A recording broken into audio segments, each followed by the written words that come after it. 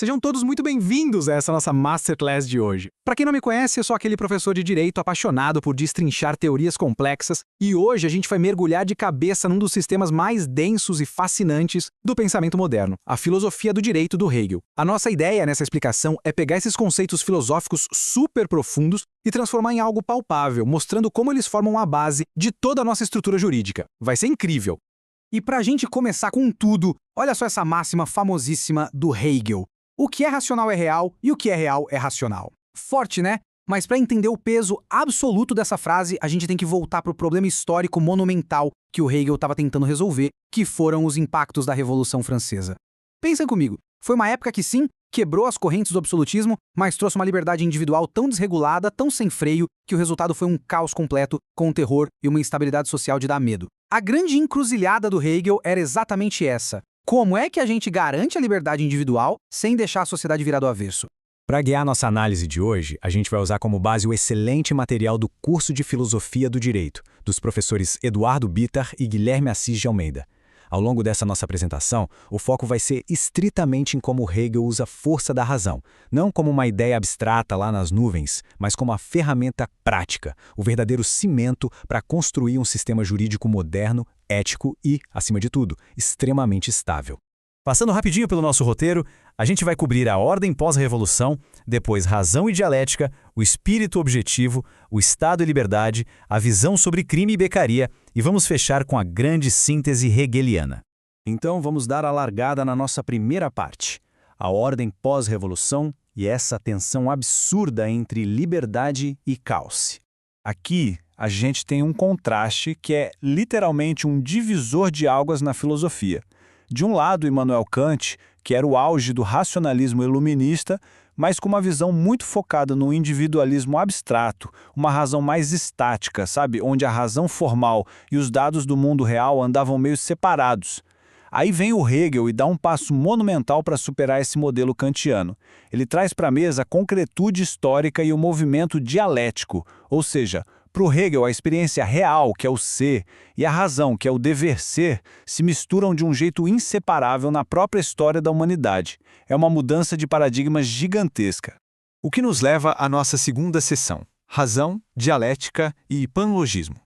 Panlogismo. Parece um palavrão acadêmico, não é? Mas o conceito é fascinante. É a doutrina de que tudo, absolutamente tudo, se logiziza. Para a filosofia hegeliana, a realidade mora inteiramente na racionalidade. O caos e a desordem irracional simplesmente não têm validade ou lugar lógico no mundo dele. E o impacto disso para o nosso direito é gigantesco, porque o panlogismo afeta diretamente a validade jurídica das leis positivas e é o que fundamenta aquela autoridade inquestionável do Estado sobre os indivíduos. Uma lei só ganha validade e força social de verdade quando ela expressa uma racionalidade autêntica, deixando qualquer vontade irracional para trás. E como é que essa racionalidade toda evolui na história e nas nossas leis? Através do famigerado método dialético, que roda no motor de 3 tempos implacáveis. Começa com uma afirmação, que a gente chama de tese, só que toda tese já traz dentro de si o seu oposto, a antítese, o que gera conflito, gera negação.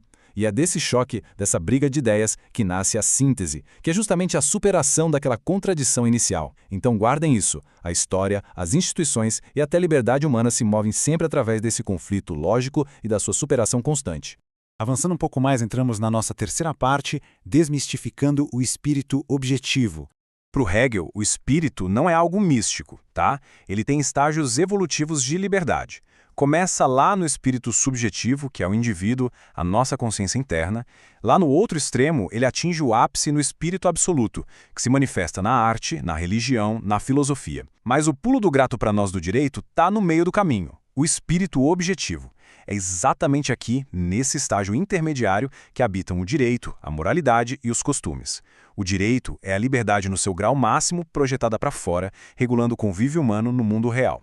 E para ficar super fácil de visualizar o espírito objetivo aos olhos de um aluno iniciante, pensem na analogia do sistema de trânsito de uma cidade grande. Imagine a quantidade de regras externas: sinal vermelho, limite de velocidade, mão única, faixa de pedestre. De primeira, parece que isso está limitando a nossa liberdade de ir e vir, concorda? Mas, na verdade, é exatamente o contrário. São essas regras rígidas e organizadas que garantem a liberdade de todo mundo de dirigir pela cidade inteira, sem causar colisões fatais. O direito, como espírito objetivo, faz a mesma coisa. Ele protege a liberdade através de uma ordem externa. Genial, né? E para ancorar como esse direito formal funciona, a gente tem esse imperativo belíssimo do Hegel: ser uma pessoa e respeita os outros como pessoas. Essa é a ponte, a transição perfeita do direito formal da personalidade abstrata para realizações morais bem concretas e palpáveis. A gente só se encontra socialmente quando reconhece no outro a mesma dignidade humana. A gente tem direitos simplesmente porque temos personalidade. E o objetivo final de tudo isso é garantir que as nossas liberdades individuais convivam em paz. Muito bem, passando para a nossa seção 4, o Estado e a liberdade. Olha, o Hegel dá um peso enorme para a chamada codificação das leis. Para ele, as leis de um povo não podem ficar soltas como meros costumes vagos.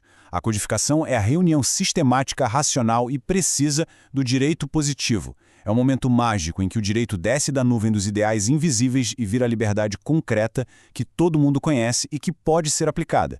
Esse código reflete a própria cultura e a vontade racional de um povo inteiro materializada num documento. Chegamos à nossa quinta sessão e aqui a coisa fica intensa: crime, pena e becaria. A gente tem aqui um embate teórico de gigantes. De um lado, o famoso César Beccaria, que viu o Estado basicamente como um contrato social criado por indivíduos para se protegerem. E por isso, ele era totalmente contra a pena de morte, dizendo que ninguém em sã consciência assinaria um contrato entregando a própria vida. Mas o Hegel não aceita isso de jeito nenhum.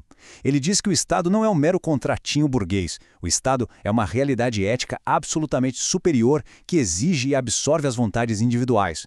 Como guardião da ordem racional, o Estado tem autoridade suprema e pode sim exigir sacrifícios, inclusive a vida dos indivíduos, para manter essa ordem lógica de pé.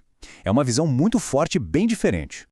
Então, no fundo, a mecânica da justiça hegeliana funciona assim. O crime é um ato irracional e violento. Ele é a pura negação do direito. E a pena, a punição do Estado, não é vingança barata. A pena é estritamente a negação da negação. É uma resposta lógica e necessária para consertar o desequilíbrio gerado. E a sacada mais brilhante do Hegel aqui é que, ao punir o criminoso, o Estado não está tratando ele como um bicho irracional. Muito pelo contrário, o Estado está honrando e dignificando aquele indivíduo como um ser livre e racional que tem que arcar com as consequências lógicas das suas próprias escolhas. Entramos agora na nossa reta final, a seção 6, a síntese social hegeliana.